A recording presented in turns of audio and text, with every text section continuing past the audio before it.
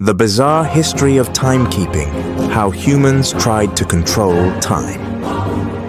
Have you ever wondered why we split our day into 24 hours? Or who decided a second should tick just that fast? What if I told you timekeeping started with burning candles, water bowls, and even temples full of human calculators? Get ready, because the story of how we learned to measure time is more bizarre, more brilliant, and way funnier than you'd ever imagine. Segment 1. Time before clocks. Let's rewind way back, before smartphones, before clocks, before even sundials. In ancient times, people used the sun, a moon, and pendulum, stars to track time. But what happens on cloudy days? Or at night? Enter the Egyptians. These guys made the earliest sundials and even our shadow clocks, using a stick and sunlight to estimate hours. Genius, right? But not very portable. At night, they used clepsydras, water clocks that slowly dripped from one bowl to another. Time was measured in drips. Imagine your day being decided by a leaky faucet. Segment 2. The wild experiments. Now things get weirder. In China, people used candle clocks. They burned at a steady rate. Want to know if your rice is done? Light a candle and wait till it melts past the dragon symbol. In the Middle East, they even had oil lamps that doubled as clocks, where time literally burned away. But wait, India and ancient Babylon took it next level. They built temples that acted like clocks, using architecture to track the sun's movement. And in the Islamic Golden Age, scholars designed clocks that were astronomical machines, predicting star movements and prayer times. Some even had robot birds and moving planets before Europe even had proper mechanical clocks. Segment 3. The Mechanical Revolution. Now let's enter the gears and springs era. In the 14th century Europe, the first mechanical clocks appeared in church towers. These were giant machines run by falling weights and rotating wheels. No faces, no hands, just bells. People didn't look at time, they heard it. Bong!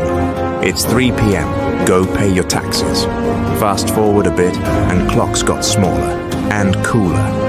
In the 1600s, pendulum clocks changed the game with insane accuracy, by 17th century standards anyway. And then came the pocket watch, worn like a badge of wealth and power. Only the rich could literally carry time with them. Segment 4. Time gets personal. But something strange happened in the 1800s. With trains crisscrossing continents, it became clear that everyone telling time their own way was a disaster. A train might leave one city at 2 p.m. and arrive at another at 1 p.m. What? That's when the world agreed on standard time zones in 1884. Suddenly, time was no longer local. It was globalized. In the 20th century, wristwatches went mainstream. Soldiers used them in World War I, and after the war, everyone wanted one. Then came quartz clocks, atomic clocks, and now, the internet syncing your phone to the exact billionth of a second. Segment 5. The Future and the Paradox. But here's the twist.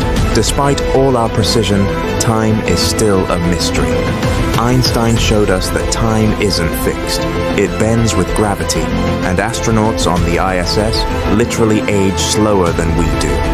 Yes, space travel is technically a time machine. So even with atomic clocks that lose only 1 second every 100 million years, we still don't fully understand time. Could we ever master it, control it, travel through it? Conclusion.